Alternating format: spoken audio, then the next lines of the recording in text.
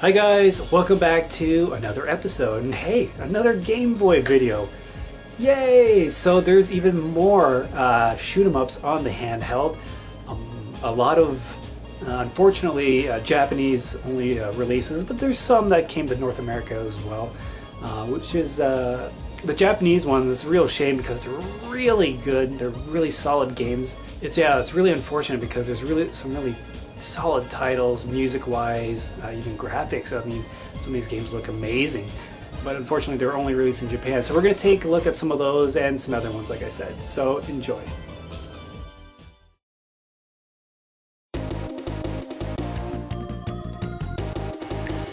Aerostar is a fantastic shooter that had me confused at first. I'd be moving around and hitting edges and was unable to move freely around. Some of the enemies would pass right through me while I would collide with others. It wasn't until I figured out that there were two planes I could travel on that I got Aerostar. You see, there's a high and a low plane of travel. You start on low, and by using your thrusters you can fly around on the high plane, but only for a limited time. Basically, it's bump and jump with shooter elements, and it's really cool. Plenty of power-ups, big bosses, as well as fantastic music. If you can find a copy, please grab it.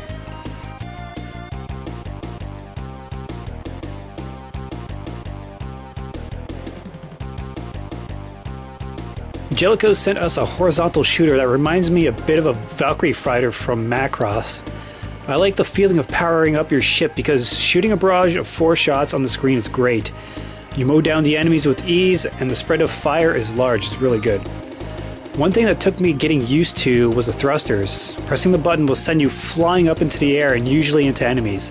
But once you get used to it, it's not so bad.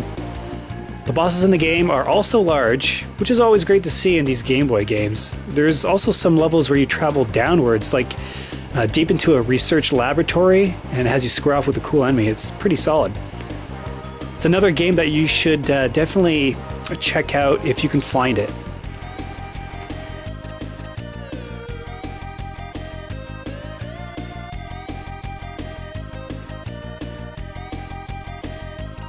Proteus is a parody shooter of Gradius and other various Konami games. You can even play as other ships, like an octopus or a penguin or even Twinbee from the Pop and Twinbee games. Like Gradius, it uses the power-up system from that game, with each ship getting their own different weapons and power-ups. I like this game because of its humor and lighthearted feeling, but make no mistake, this game is pretty tough, at least to me. Definitely an import game you should own.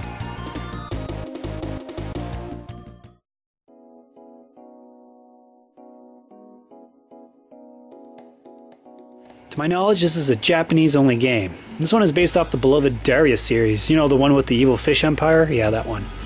I've never been quite as good as I wanted to be in the Darius series, but I tried really hard on this one. Gaea is quite fun, and I like the shield power-ups you get in this game. The music is nice too, not as good as the Konami shooters, but it still holds its own.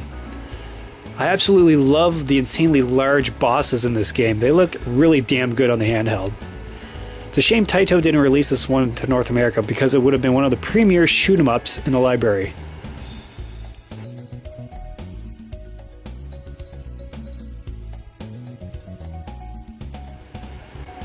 Konami sure loves their shooters on the Game Boy.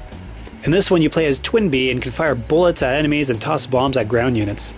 The gimmick in this game is that by shooting clouds you'll uncover bells. By continuously firing shots at the bells, it'll change its color or shade for the Game Boy. This is how you actually power up in the game. And I like this aspect of the game because juggling bells and shooting enemies at the same time, it's pretty fun. Overall, I had plenty of fun with this game because of the cartoony graphics and nice music, so this is one you should have in your import collection. It's really, really good.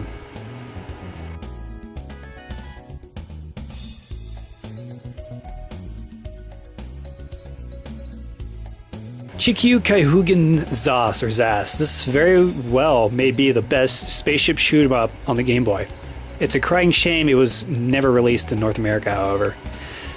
So Xahsz is a vertical scrolling shooter that is quite a treat to play. Released only in Japan, like I said, you pilot a fighter with one unique ability: to split your ship into 2 smaller option pods that fire their weapons. It feels like this entire game is built around the mechanic, and you won't get very far if you don't learn how to use it and when to use it.